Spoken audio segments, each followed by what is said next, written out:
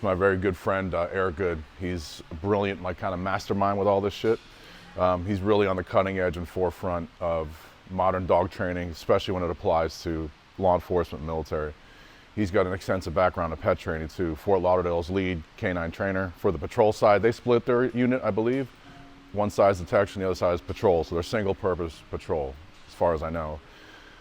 So a lot of these concepts, man, he's taken and put into the real world and really just opened up many, many dimensions of dog training. So as these systems evolve, as these repetitions evolve, we're trying to install deep muscle memory into every aspect of what we're trying to hear. The forward active aggression, the targeting, the neutrality to team members, the leaving equipment behind, just complete fixation on the passive target. There's so many moving parts to this, but with any tool, technique, and system, there has to be a progression.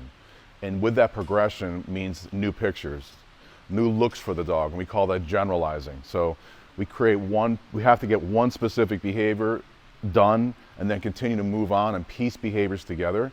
We also call that chunking. So what we're doing is creating micro behaviors. We're creating this little buffet of behaviors that we're linking together to create an entire behavior chain of the dog going in, biting with real power, real emotion, real hate, with a very, very clear mind, right? So I'm gonna play this quick video about how he discusses what we call the linking of senses. Again, we create a context here, we create a picture, but we have to have a plan in place to move forward from the bark fence.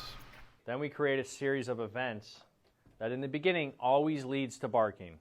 And before biting is always barking. Why is that? Because I want the dog going into every single bite with those emotions built up first. So he's barking, those emotions are coming to life, then he goes to bite. So he's biting with real feeling and real power. Those emotions carry over into the bite. So I want to make that all he knows. Then I want to link that to what happens out on the road. How do we do that? So he gets in odor, works the scent cone, finds the guy, sees the guy, visual. You tell him to bark, he barks, and then he bites.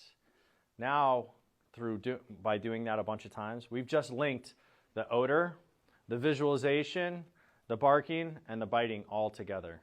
We do that over and over and over again, and now we can start removing pieces. All right, this time there's no odor. You're upwind of the guy, guy's just laying on the ground, you come up, loud, he barks, he bites. Now it's odor and there's no visualization, right? So visualization is gone. He barks and then he bites.